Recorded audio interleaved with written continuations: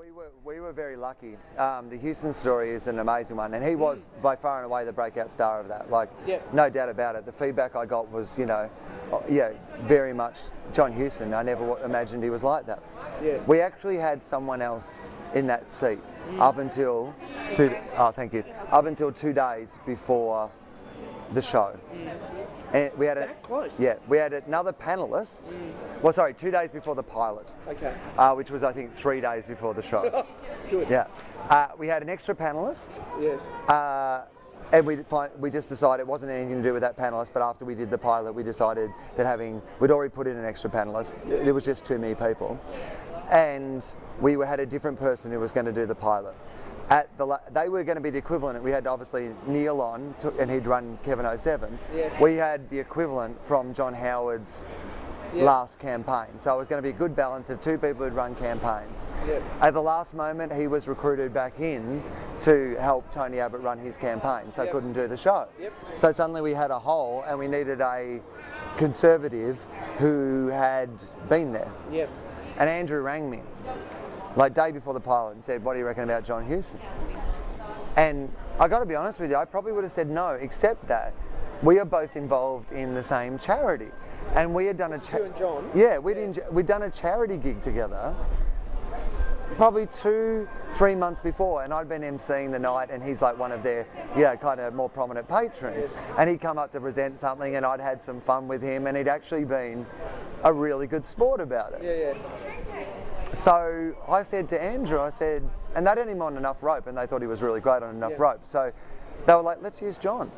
And he came in and he did the pilot, and I said to him, like, the only warning I give people is, this is how I host, This is how I host. But, you are free to give back as good as you get. And he took that and ran with that. Yes. He loved it. He was a natural performer. He was a quality gentleman. And that's the other great experience with that show is, the Sydney Swans used to have a no dickheads rule, and it feels a bit like that with Gruen. Yeah. Like, we choose people that we want to work with. Yeah. It's not a show that's driven by celebrities or, that sort of thing where you have to put up with someone because they're a big draw card. You're never going to have to go, we have to get Danny Minogue on or whatever. No disrespect to Danny, but, you just, you're not forced into those situations. So he was a revelation, and that whole idea of explaining behind the scenes, of looking at the world from the spin, we'd always suspected, but that was a practical example to us of how that could be applied to the broader world. What if we applied that perspective and that spin to what was going on with the St Kilda schoolgirl? You looked at it from what did Ricky Nixon do wrong from a marketing point of view? What should have the TV networks done? What do take the bullies, or take something that's going on, and you're trying to sell. Julia Gillard trying to sell the carbon tax. What mistakes did she make from a spin and marketing point of view? What did she get right? What are the opposition trying to do to counter that from a spin and marketing? If you had to make an ad to sell the carbon tax, what would the ad be? Yes. And you suddenly go, oh, this has a much broader application. Yes. So again, without giving too much away, I think that's certainly the direction that the brand expansion of Gruen will take. And some of the gold that came out of, because it was still, you adapted the formula but kept it. Some of the gold that came out of both Series 3 and Transfer was some of the ads. Yeah. That for the it was during Transfer, was it the ad for the Greens?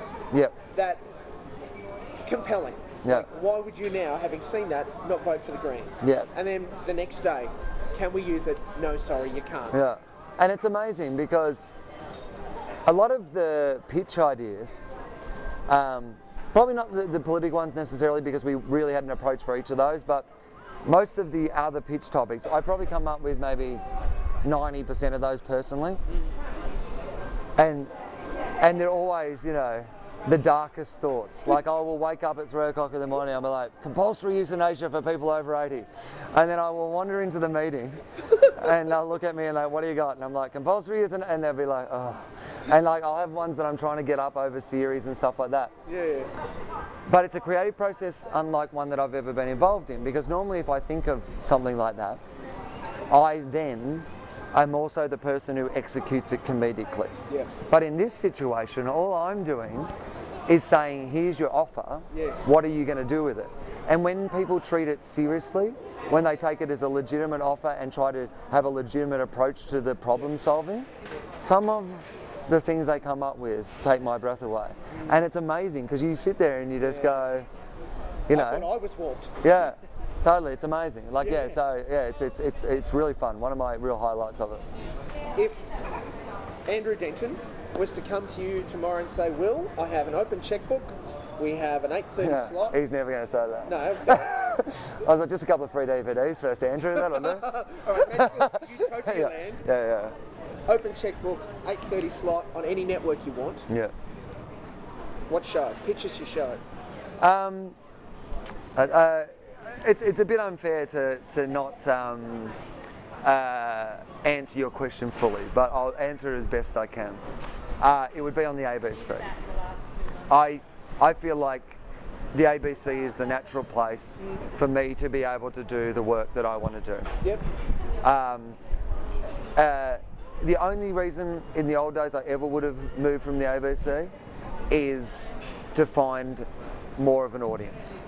But in this day and age of digital TV, people aren't welded to their networks anymore. Like some of the biggest shows on television are on the ABC now. Yeah. You know, Spicks and Specks and Chris Lilly's stuff and all that sort of stuff has brought an audience to the ABC that aren't necessarily ABC people. And that's certainly been our experience with Gruen. I mean, I can't imagine our show would rate better on a commercial network than it does at the ABC. Yeah. And it would certainly never get made at a commercial network. So, you know, so I don't see any reason. Like, I don't need a big flashy house and a big flashy car. I'd rather get paid less and do the work that interests me and that I want to do. So it would definitely be at the ABC. The checkbook wouldn't be the issue. We've half closed it. Yeah. Yes? It would have to be a short season.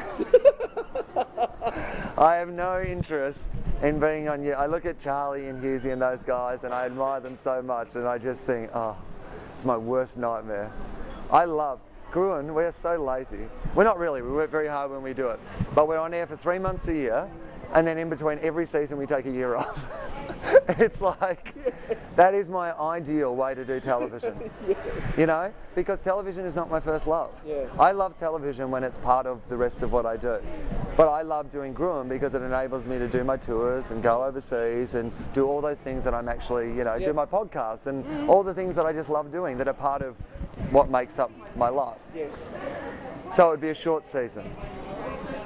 And this might seem like a self-serving answer, but I do believe it to be true, and I think people know by now that I'm probably not the sort of person that just says things. I think it may well be the show we're going to do at the end of the year. Yep. Yeah.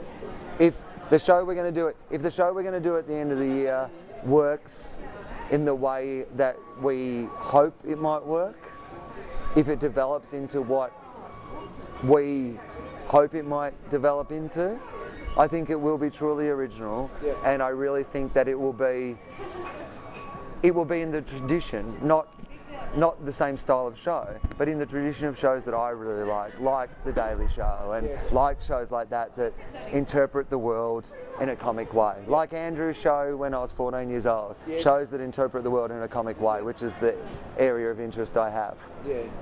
But I would be happy to get paid more to do it, so if he wants to open the checkbook a little bit, that would be good. We'll wedge it back open a little more. Yeah. Well, thank you. You've been extremely generous with your time. To be fair to you, people can come and see you in your show. Oh yes, I'm touring. Festivals? Yes, I'm touring nationally over the year. So wilanderson.com.au. That's the best place. Nice. I could tell you where I'm going to be at different times, but I don't even know. Just check there. And you're touring Man vs. Will. Yes. The show at this point. You've got TOFOP, your podcast. Yeah, TOFOP.com. Podcast, we should say. It's not for everybody. If you don't like conversations about time travel or prison sex, it's probably not the podcast for you, but I love it. It's free, and we just put it out there once a week, and you know, it's just fun to do. For me, it's like purely creative. You know, you don't have to, we never plan it. I'm as surprised by the conversations we have as other people are, and you know, it's great to do something in an environment where you're not worried about a program director coming in and telling you that you have to hit this joke, or sometimes we talk really serious about serious issues, and then sometimes we just have the most outrageously stupid conversations about things, and yeah, I really enjoy it. Yeah. Website, TOFOP, and Gruen's coming back. So Yes. you're a multimedia wizard. You've got every possible way for people to be able to consume Wil Anderson. Some very gentle feedback. I think that at some point people can say too much of a good thing is too much. I think you being away in LA, I got to see the show last night, you being away in LA has, you've really refined what you do and made it, not that you've had a lot of areas to improve, but you made it punchier, and some of the stuff, even just straight off the bat when you're engaging with the audience, was note perfect.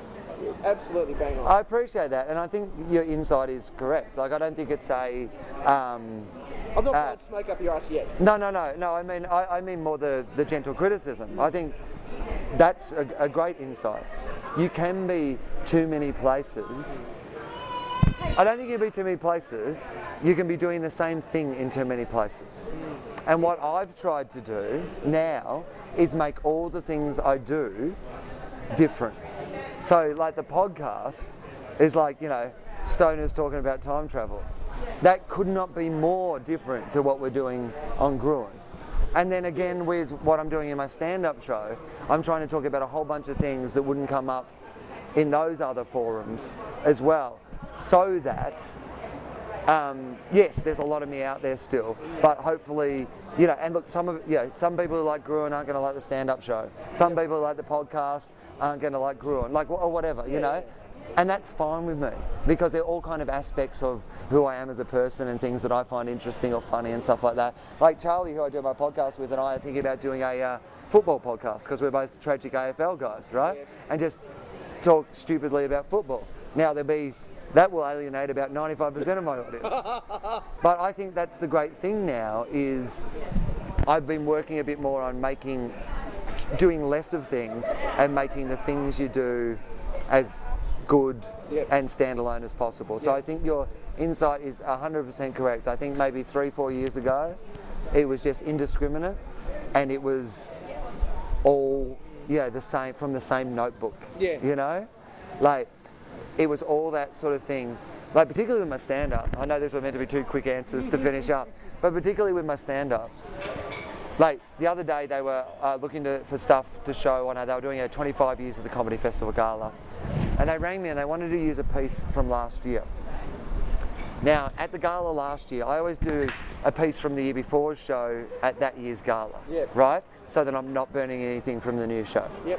So that piece was 3 shows ago for where I am now, if that makes sense, right? This time travel thing is coming back to me now. Yeah.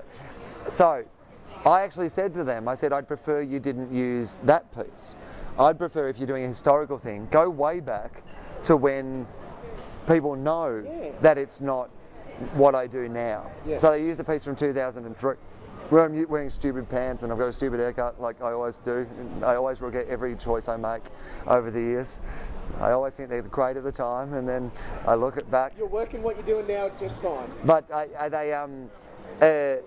because I think my stand-up has, in my opinion, improved, but whether you think it's improved or not, changed so much in the last 2 years, has developed into almost a completely new style of stand-up, which I think is more complex, and I think is more interesting, and I think is more rewarding to the audience. But that is up to an audience to make their choice about that. But it is so different that I thought showing something of me from just 3 years ago was actually a bad advertisement, because it's so close, people would go, oh, well, that's probably why he's doing that sort of stuff now. Whereas if you show something from 2003 where I'm talking about stupid things my parents said, no one expects it's going to be like what I'm doing now. So yeah, it's definitely been something that I've tried to, like, is add an extra layer of, you know, interest and complexity to that life work. So it's nice that at least you, if no one else, has picked that up. It's all I have to give. I sit watching too much television. I like it. Wil Anderson, thank you. Thank you, my pleasure.